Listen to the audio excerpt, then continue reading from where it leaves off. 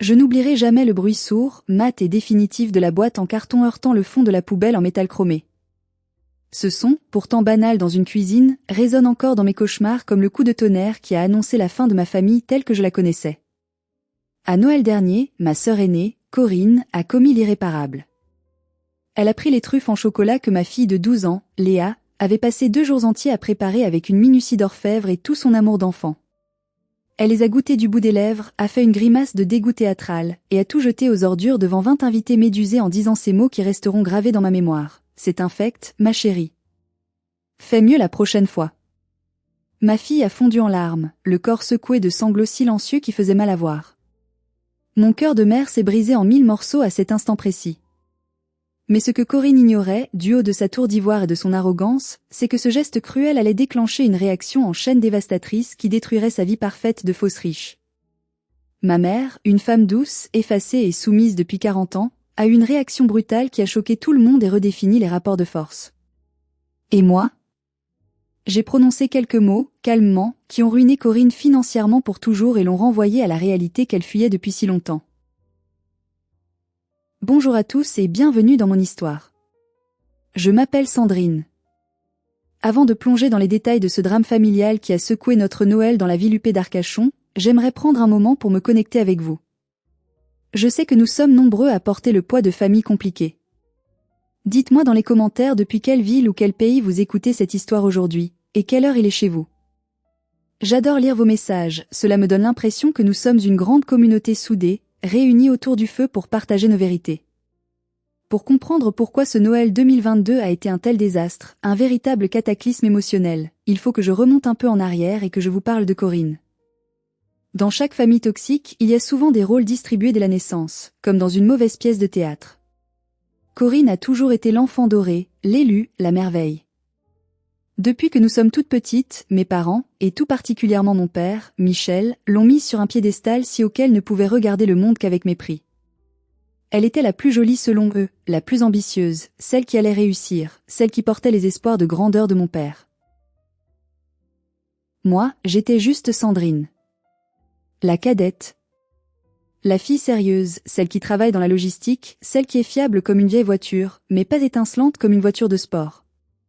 J'ai construit ma vie à Bordeaux, loin des paillettes, avec Stéphane, mon mari, un homme merveilleux, solide comme un roc, qui dirige des chantiers de construction. Ensemble, nous avons élevé nos 2 enfants, Léa et Enzo, dans l'amour et la simplicité. Nous avons une vie modeste mais heureuse. Nous ne roulons pas sur l'or, nous comptons parfois à la fin du mois, mais nous ne manquons de rien d'essentiel, surtout pas d'amour. Corinne, elle, vit dans une autre réalité. Ou devrais-je dire, une illusion savamment entretenue. Elle habite une villa somptueuse dans le quartier très prisé de la ville d'Hiver à Arcachon. C'est un endroit magnifique, rempli de vieilles maisons bourgeoises du 19e siècle, où l'air sent les pins maritimes et l'argent ancien. Elle se présente à qui veut l'entendre comme une investisseuse privée, une femme d'affaires redoutable, mais tout le monde dans notre cercle intime, si on osait se dire la vérité, c'est qu'elle passe ses journées à dépenser de l'argent qu'elle n'a pas dans des vêtements de luxe, des soins esthétiques hors de prix et des régimes à la mode. Son mari, Thierry, est agent immobilier. Un homme gentil au fond, mais faible, complètement écrasé par la personnalité dominatrice et les exigences démesurées de ma sœur. Ce que personne ne savait ce soir-là, à part mon mari et moi, c'est que le train de vie luxueux de Corinne ne tenait qu'à un fil. Un fil très fin que je tenais entre mes doigts sans jamais avoir voulu tirer dessus. En 2019, juste avant que le marché ne devienne fou et que le monde ne change, Corinne m'avait supplié à genoux dans ma propre cuisine. Ils risquaient de perdre la villa. Ils étaient au bord de la saisie. Ils avaient besoin de liquidités immédiatement pour un investissement sûr qui allait tout sauver et leur permettre de rebondir. Par culpabilité, par ce maudit sens du devoir familial qui nous enchaîne souvent à nos bourreaux, et parce que je ne voulais pas que ma nièce et mon neveu se retrouvent à la rue ou changent d'école, j'ai cédé. J'ai pioché dans nos économies de toute une vie et dans l'héritage que ma grand-mère paternelle m'avait laissé. Je lui ai prêté 200 000 €. Sans intérêt.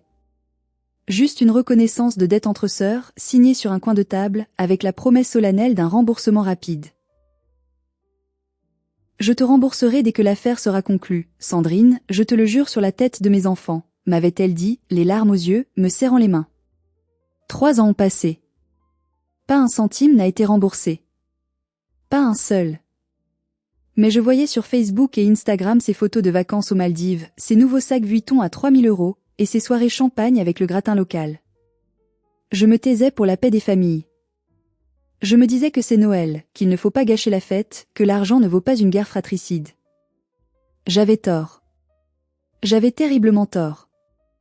Ce soir-là, en montant dans la voiture pour aller chez elle, je pensais assister à une simple soirée de vantardise habituelle, ennuyeuse mais supportable. Je ne savais pas que Corinne avait préparé une mise en scène pour humilier mon enfant. Je ne savais pas que je rentrerais chez moi ce soir-là avec une famille brisée, amputée, mais enfin libérée du mensonge. Le trajet entre notre maison de Bordeaux et la villa de Corinne à Arcachon a duré 1 heure, mais il m'a semblé durer une éternité, chaque kilomètre augmentant la pression dans ma poitrine. La route nationale était encombrée de vacanciers, les phares rouges des voitures devant nous formaient une longue rivière lumineuse dans la nuit d'hiver. Dans l'habitacle de notre break familial, l'ambiance était fébrile, chargée d'une électricité statique invisible. À l'arrière, Léa, ma fille de 12 ans, était étrangement silencieuse. Elle tenait sur ses genoux une boîte en carton blanc, décorée avec un soin infini, entourée d'un ruban rouge satiné qu'elle avait elle-même frisé avec des ciseaux la veille au soir. Elle protégeait cette boîte de ses 2 mains, comme si c'était le Saint Graal, craignant que le moindre chaos de la route ne vienne abîmer son trésor. « Maman, tu crois vraiment que Tati Corinne va aimer ?» m'a-t-elle demandé pour la 10e fois depuis notre départ. Sa voix tremblait un peu, trahissant cette insécurité que Corinne avait plantée en elle année après année. Je me suis retournée sur mon siège passager et je lui ai souri, essayant de lui transmettre toute la confiance que je pouvais. « Bien sûr qu'elle va aimer, ma chérie. Tu y as passé tout ton week-end. C'est du chocolat Valrhona, c'est le meilleur chocolat du monde. Et tu as suivi la recette à la lettre. Elles sont parfaites. » Il faut que vous sachiez que Léa s'était découvert une passion dévorante pour la pâtisserie pendant le confinement. C'était devenu son refuge, son moyen d'expression, sa façon de dire je t'aime sans utiliser de mots. Pour ce Noël, elle avait décidé de se lancer un défi, faire des truffes au chocolat noir intense, roulées dans du cacao amer et rehaussées d'une pointe de fleurs de sel de Guérande. C'était une recette complexe, technique, qui demandait de la patience et de la précision, beaucoup trop ambitieuse pour une enfant de son âge, pensaient certains. Je l'avais vue dans la cuisine durant 2 jours, le tablier trop grand pour elle noué autour de la taille, le visage parfois taché de farine ou de chocolat, concentré comme un petit chef étoilé. Elle avait raté la première fournée, l'émulsion avait tranché, le gras s'était séparé du cacao.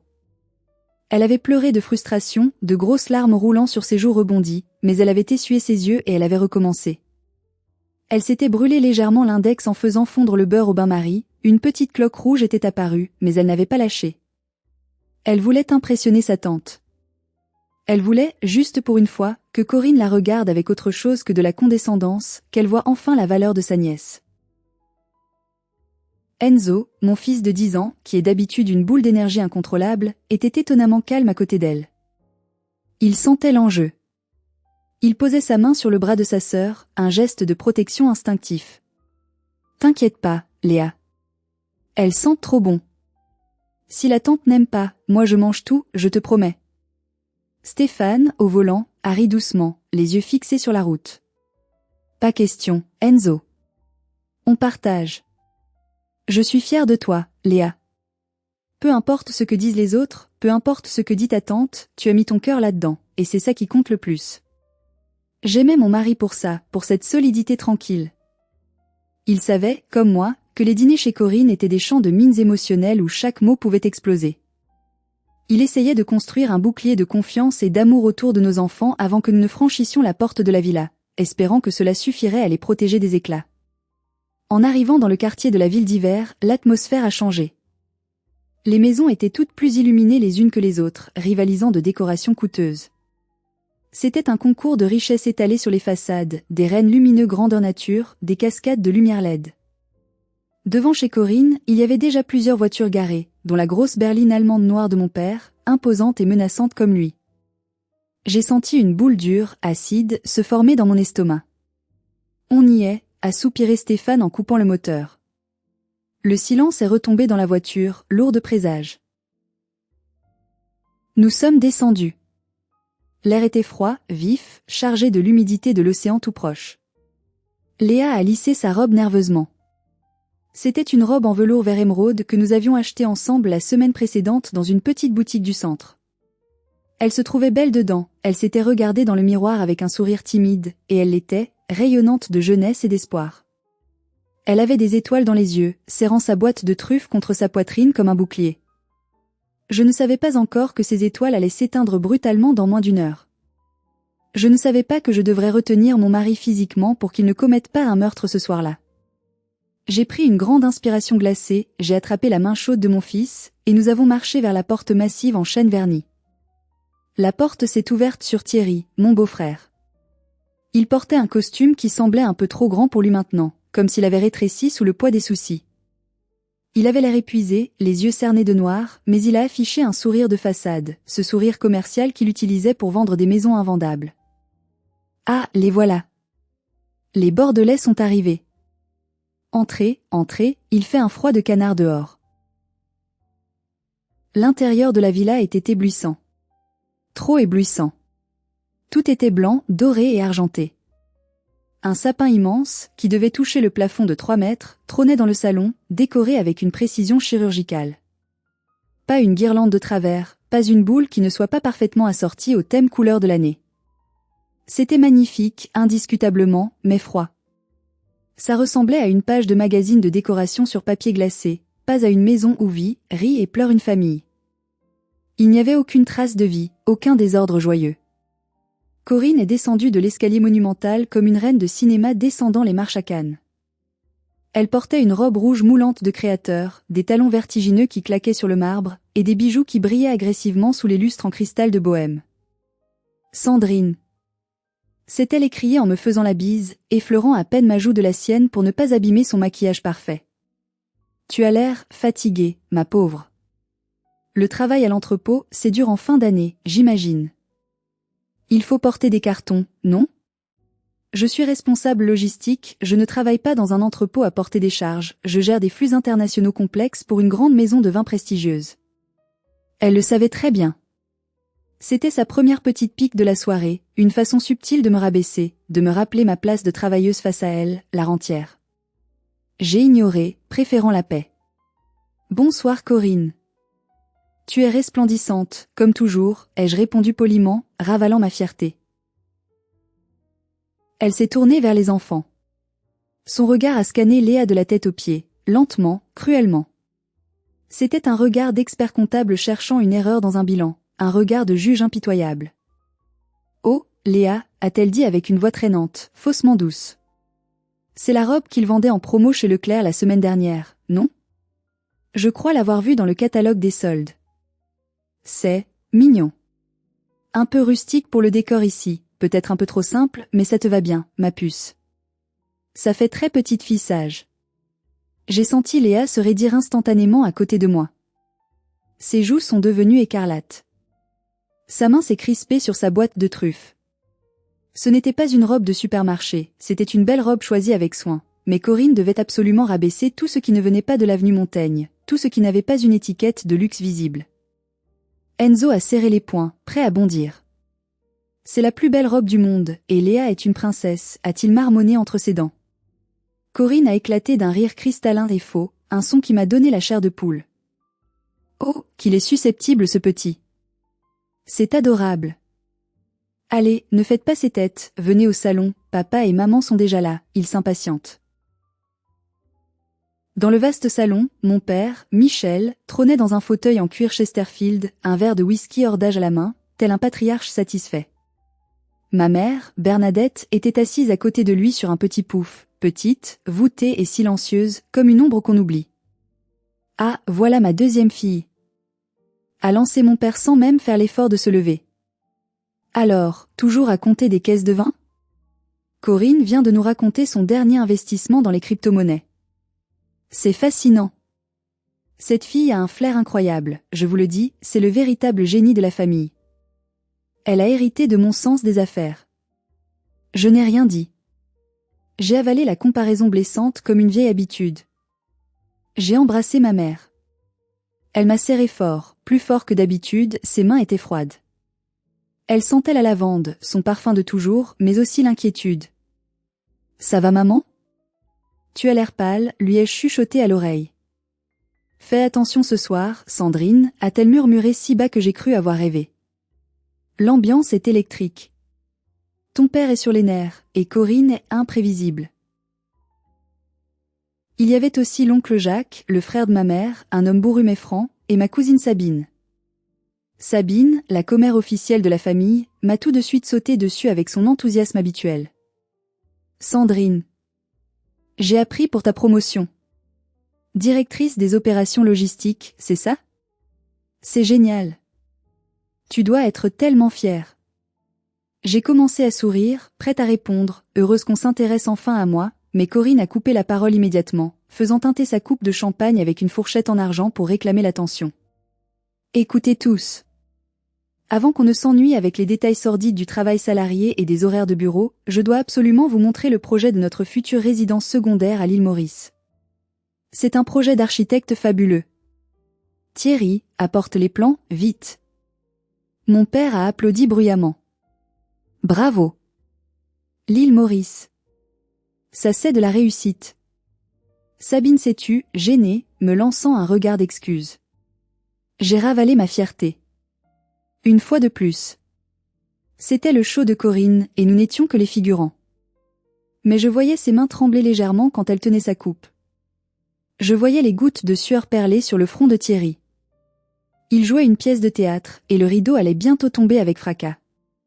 Mais je ne savais pas encore que la victime collatérale de leur effondrement serait ma fille innocente. Nous sommes passés à table dans la salle à manger adjacente. La table était dressée comme pour un banquet royal. Nappe en lin blanc brodé, argenterie lourde, verre en cristal taillé. Le dîner était une démonstration de force culinaire et financière. Foie gras truffé entier, huîtres du bassin d'Arcachon numéro 2, chapon au marron et au cèpe. Tout était objectivement délicieux, raffiné, mais l'ambiance était totalement indigeste. Corinne monopolisait la conversation, parlant fort, riant trop fort, remplissant l'espace sonore pour empêcher tout silence qui pourrait révéler la vérité.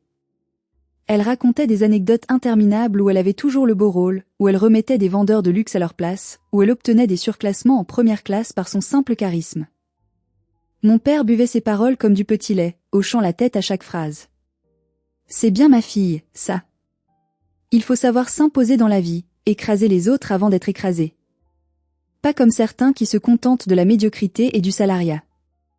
Il a jeté un regard en biais vers moi, lourd de reproches silencieux. J'ai serré ma fourchette jusqu'à avoir les jointures blanches, sentant la colère monter en moi comme une marée. Stéphane a posé sa main chaude sur mon genou sous la table, exerçant une pression douce. Un rappel silencieux, calme-toi. C'est Noël. Pour les enfants. Léa et Enzo étaient silencieux, intimidés par le faste et la tension ambiante. Ils mangeaient à peine, piquant du bout de la fourchette. Léa regardait souvent vers la cuisine ouverte, ultramoderne, où elle avait posé sa boîte de truffes sur le plan de travail en marbre noir. Elle attendait le moment du dessert avec un mélange d'excitation pure et de terreur paralysante. « Et toi, Léa ?» a soudain demandé l'oncle Jacques, essayant courageusement de détendre l'atmosphère pesante. « Comment ça se passe l'école cette année? Tu as toujours d'aussi bonnes notes? Tu es toujours première de la classe ?» Léa a relevé la tête, un sourire timide éclairant son visage. « Oui tonton. J'ai eu 18 en histoire la semaine dernière sur la Révolution française et... L'histoire, ça ne paie pas les factures. » A coupé brutalement mon père, la bouche pleine. « Regarde ta tante Corinne. Elle n'était pas une intello, elle détestait l'école, mais elle a l'intelligence de la rue, l'intelligence des affaires, le sens du deal. C'est ça qui compte dans le monde réel. Léa, tu devrais prendre exemple sur elle, pas traîner dans les livres poussiéreux qui ne servent à rien. » Léa s'est ratatinée sur sa chaise, comme si elle voulait disparaître sous la table. C'était tellement injuste. Corinne avait redoublé 2 fois, avait triché à ses examens et n'avait jamais travaillé un vrai jour de sa vie. Mais dans la mythologie familiale toxique créée par mon père, elle était un génie, une sorte de Steve Jobs au féminin. « Papa, s'il te plaît, ai-je osé intervenir, ma voix tremblant légèrement. Léa travaille dur, elle est curieuse, elle est cultivée. Laisse-la parler de ce qu'elle aime. » Corinne a levé les yeux au ciel, soupirant bruyamment. « Oh là là, Sandrine la mère poule est de sortie. Laisse papa donner des conseils, bon sang. Il a de l'expérience. Il veut juste qu'elle ne finisse pas. Ordinaire. Comme toi. Le mot a claqué comme un fouet dans l'air. Ordinaire. C'était le pire crime, la pire insulte aux yeux de Corinne. Être normal, c'était être un raté. Le repas s'est éternisé, plat après plat. Ma mère, Bernadette, essayait de servir les plats, de débarrasser, agissant comme une servante dans la maison de sa propre fille, courant de la cuisine à la table. Corinne ne levait pas le petit doigt, restant assise comme une pacha. Maman, fais attention avec la sauce, c'est une nappe en lin d'Italie à 500 €. Aboyait-elle dès que ma mère faisait un geste un peu brusque. Ma mère baissait la tête, humble. Pardon, ma chérie, pardon, je vais faire attention. J'avais envie de hurler. J'avais envie de renverser la table avec toute cette vaisselle de luxe. Mais je me retenais pour Léa. Le moment du dessert approchait. C'était son moment. Elle allait enfin pouvoir briller, montrer son talent, recevoir un peu de reconnaissance. Quand le fromage a été débarrassé, Léa s'est levée. Ses jambes tremblaient un peu sous la nappe. « Tati Corinne ?» a-t-elle dit d'une petite voix qui luttait pour ne pas se briser. J'ai préparé quelque chose pour le dessert. Pour tout le monde. C'est un cadeau. Elle est allée chercher la boîte sur le marbre froid. Le silence s'est fait dans la pièce. Corinne a souri, mais ce n'était pas un sourire bienveillant. C'était le sourire du chat qui voit la souris sortir de son trou et qui s'apprête à jouer avec avant de la tuer. « Ah oui ? Fais voir ça », a-t-elle dit en tendant la main, impatiente et critique. Léa a apporté la boîte, l'a ouverte délicatement comme on ouvre un écrin à bijoux. L'odeur riche, puissante et envoûtante du chocolat noir a flotté dans l'air, se mêlant à l'odeur du sapin. Les truffes étaient un peu irrégulières, certes, roulées à la main par une enfant de 12 ans, mais elles sentaient divinement bon, elles transpiraient l'authenticité. Ce sont des truffes au chocolat noir et fleurs de sel, a expliqué Léa fièrement, les yeux brillants. J'ai tempéré le chocolat moi-même. Corinne a plongé sa main manucurée aux ongles longs et rouges dans la boîte. Elle a pris une truffe, l'a levée vers la lumière du lustre, l'a fait tourner entre ses doigts, l'a examinée sous toutes les coutures comme si c'était un insecte suspect ou un déchet. Puis, avec une lenteur calculée, elle l'a mise dans sa bouche. Tout le monde retenait son souffle. Mon cœur battait à tout rompre.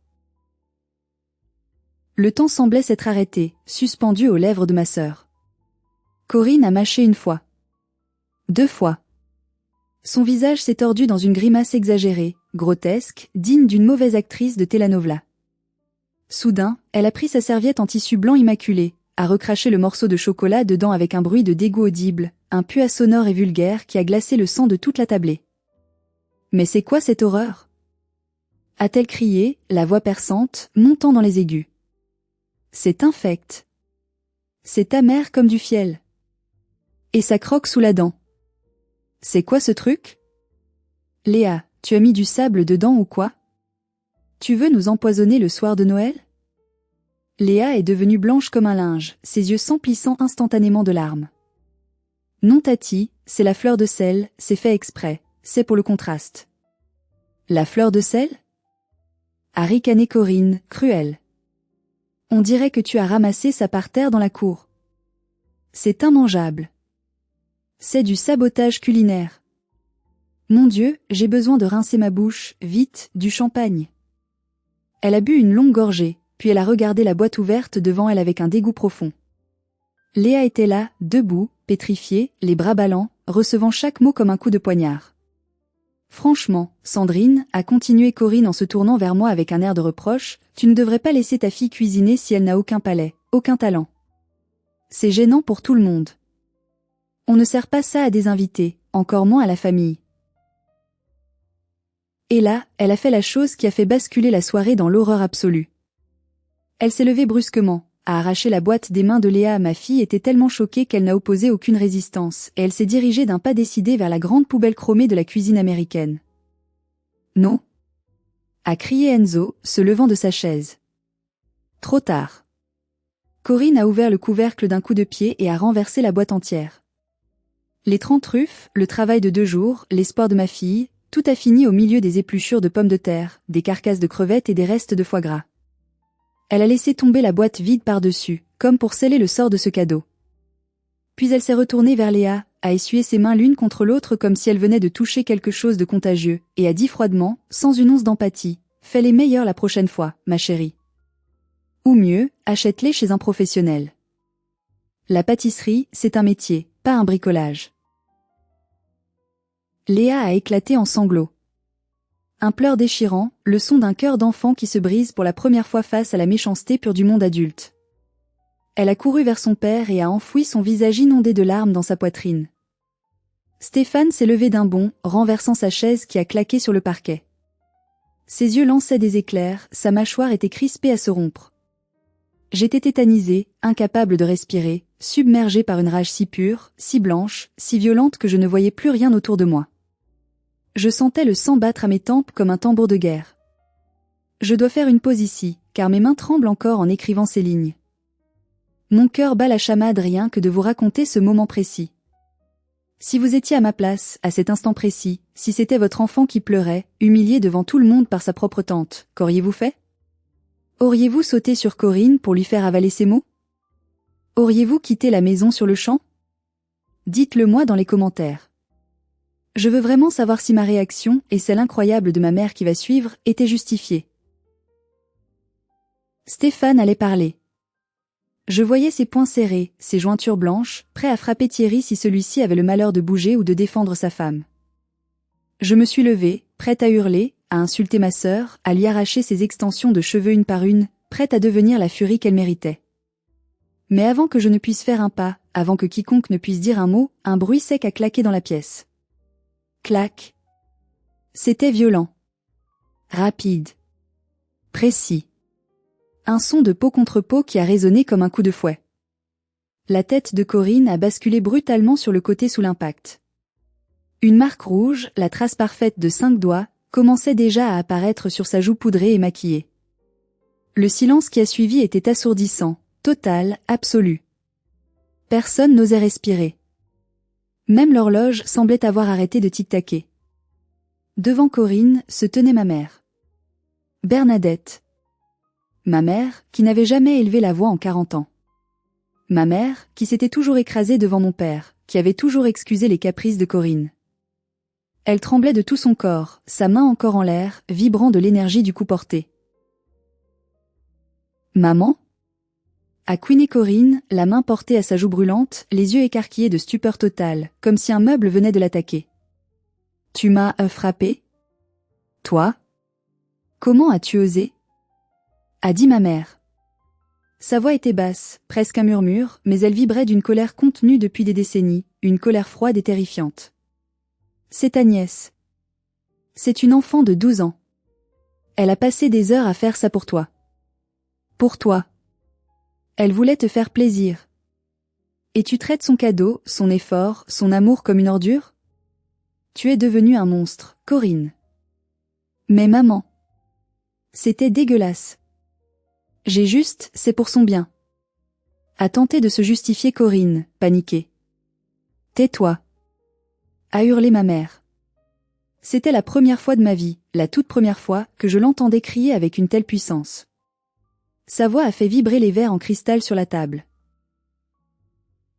C'est là que mon père, Michel, est sorti de sa torpeur alcoolisée. Il s'est levé, rouge de colère, renversant son verre de whisky qui a taché la nappe immaculée. Ça suffit Bernadette. Tu es devenue folle ma parole? Tu frappes ta fille chez elle? Le jour de Noël? Tu as perdu la tête? Il s'est interposé, protégeant Corinne de son corps massif comme si elle était la victime d'une agression injustifiée. Corinne a raison. Il faut être exigeant dans la vie. Si c'est pas bon, on ne va pas mentir. La petite doit apprendre à accepter la critique, c'est comme ça qu'on progresse. Tu ne vas pas en faire une pleurnicheuse comme sa mère. Il a regardé Léa, qui pleurait toujours dans les bras de son père, avec un mépris non dissimulé. Arrête de chialer, Léa. C'est ridicule. Ta tante te rend service. Le monde est dur, il faut t'endurcir. Ce n'est pas en pleurant que tu réussiras ta vie. J'ai regardé mon père et j'ai senti le dernier lien, le dernier fil ténu qui me rattachait encore à lui, se rompre définitivement. Il ne changeait pas. Il ne changerait jamais. Pour lui, l'image comptait plus que l'humain. Corinne était son reflet, sa création, et il défendrait son reflet jusqu'à la mort, même s'il devait pour cela piétiner le cœur de sa petite fille. Tu me dégoûtes, Michel, a dit ma mère, retrouvant un calme glacial. Elle l'a regardé droit dans les yeux, sans ciller. Tu me dégoûtes depuis des années, mais je suis restée. Par habitude. Par lâcheté. Pour les filles. Pour maintenir cette illusion de famille. Mais là, défendre ça? Défendre cette méchanceté gratuite, sadique, contre ta propre petite fille? C'est fini. La ligne est franchie.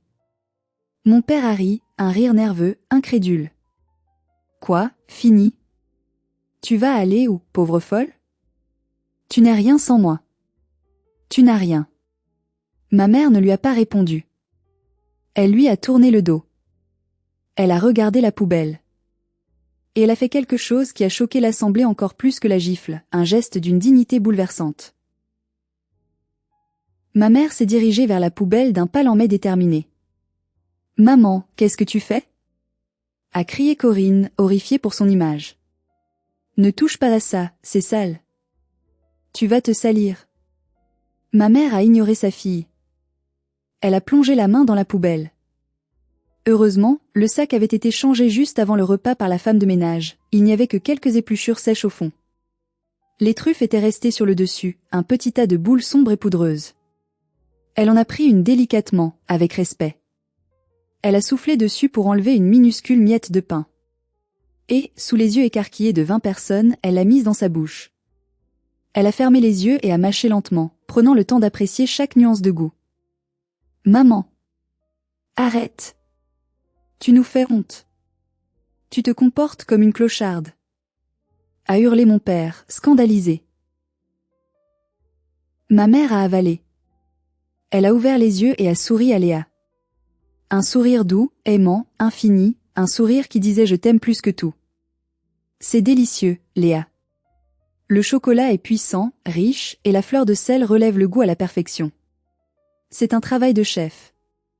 C'est sophistiqué. Elle en a pris une autre dans la poubelle. C'est la meilleure chose que j'ai mangée ce soir. Parce que c'est fait avec amour. Pas avec de l'argent sale, de la prétention et du vide. L'oncle Jacques s'est levé brusquement. Il a raclé sa chaise sur le parquet. Il s'est approché de la poubelle, le visage fermé. « Pousse-toi, Bernadette, a-t-il dit de sa voix grave. Il a plongé sa grosse main dans le sac. Il a pris une truffe. Il l'a mangée en fixant Corinne dans les yeux. Putain, c'est vrai. C'est excellent. C'est bien meilleur que ton gâteau industriel surgelé, Corinne. Ma cousine Sabine s'est levée aussi, les larmes aux yeux. Puis Stéphane. Puis moi. Nous étions tous là, debout dans cette cuisine de luxe, autour de la poubelle chromée, à manger les truffes sauvées des ordures. C'était une scène surréaliste, presque biblique. Une communion autour du rejet. Nous mangions la honte de Corinne et nous la transformions en fierté. Léa a arrêté de pleurer. Elle nous regardait, les yeux grands ouverts, stupéfaite. Elle a vu que nous choisissions son camp. Elle a vu qu'elle n'était pas seule. Corinne était adossée au frigo américain, pâle comme un cadavre. Elle voyait son public lui échapper. Elle voyait son autorité s'effriter minute après minute. Elle réalisait qu'elle avait perdu le contrôle. « Vous êtes tous malades », a-t-elle craché, la bave aux lèvres. « Mangez dans les poubelles comme des animaux. Sortez de chez moi. Allez-vous-en tous. Je ne veux plus vous voir. » Avec grand plaisir, ai-je dit. J'avais encore le goût du chocolat et du sel sur la langue. C'était le goût de la justice. C'était le goût de la révolte.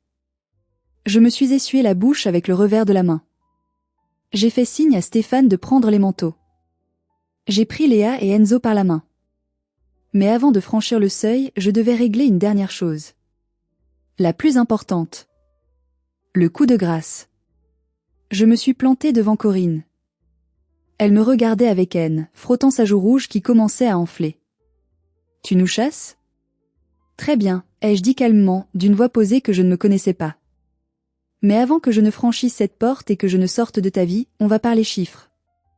Tu te souviens de 2019, Corinne? Tu te souviens de ma cuisine? Le visage de Corinne s'est décomposé instantanément. La colère a laissé place à une terreur pure, primitive. Elle a jeté un coup d'œil paniqué vers Thierry, son mari, qui venait de devenir grisâtre, comme s'il allait faire un malaise cardiaque. De quoi tu parles? C'est pas le moment. Pas maintenant, a-t-elle bégayé, reculant d'un pas. C'est exactement le moment, ai-je coupé, impitoyable.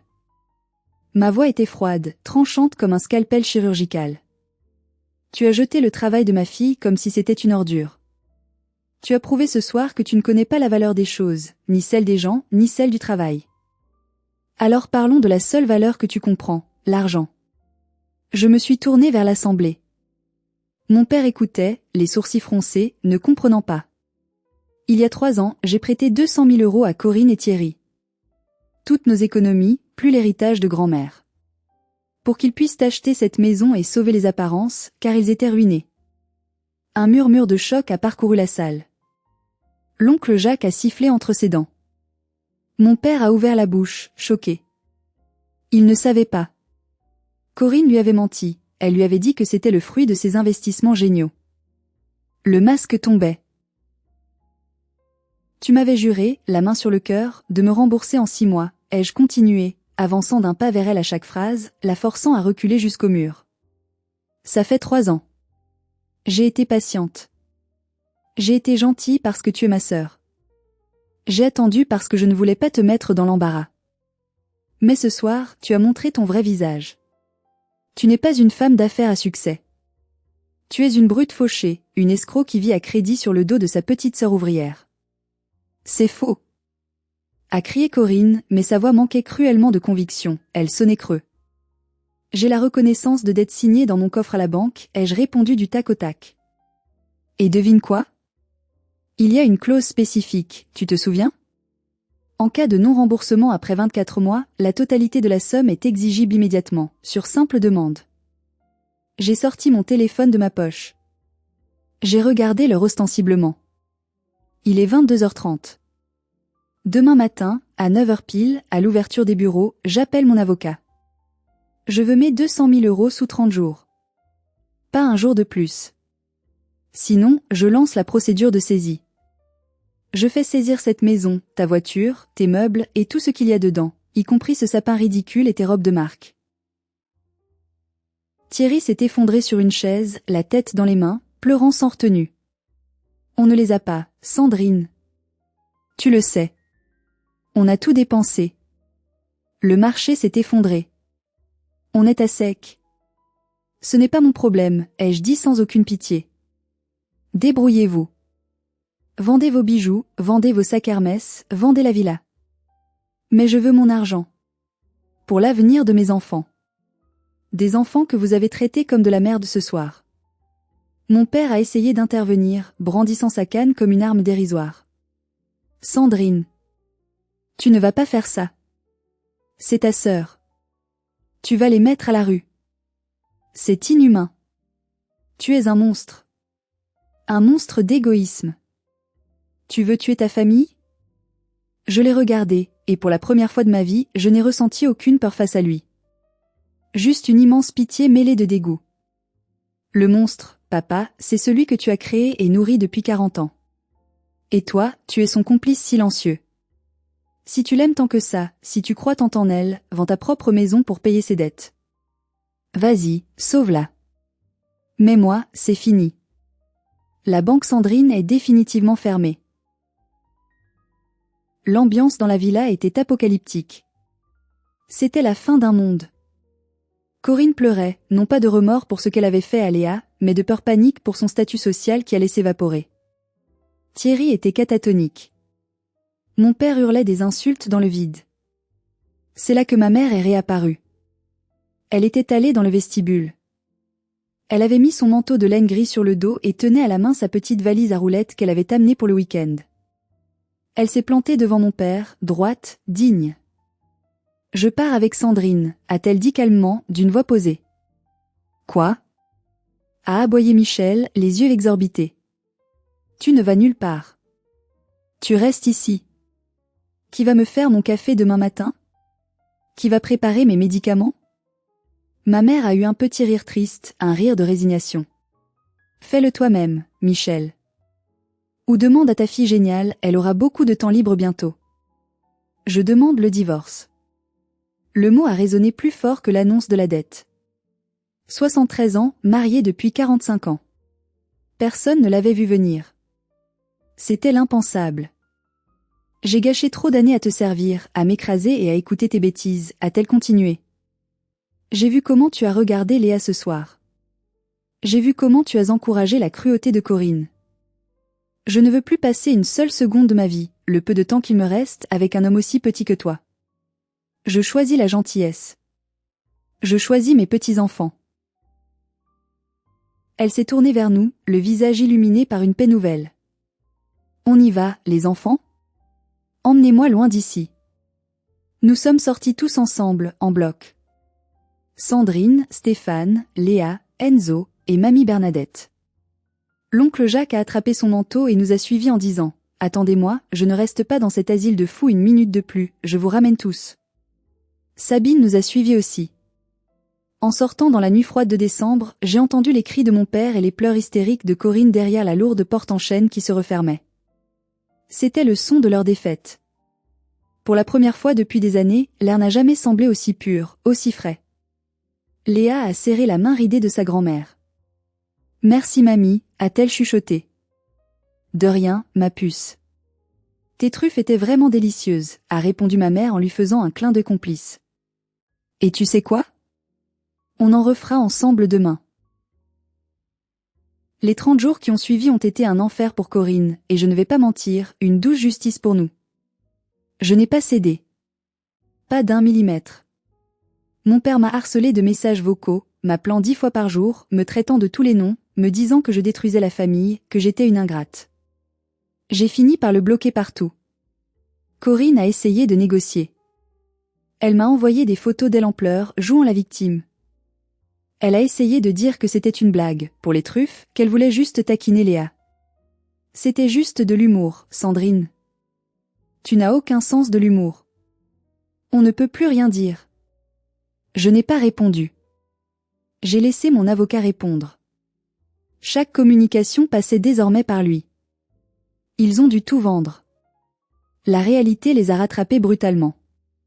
La villa d'Arcachon a été bradée car ils devaient vendre vite avant la saisie judiciaire qui aurait été encore plus coûteuse.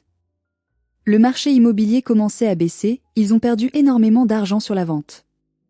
Une fois la banque remboursée, ils avaient encore un gros crédit dessus, et moi remboursé, oui, j'ai récupéré mes 200 000 € jusqu'au dernier centime, c'était ma victoire, il ne leur restait presque rien. Thierry a fait faillite, son agence immobilière était aussi endettée jusqu'au cou.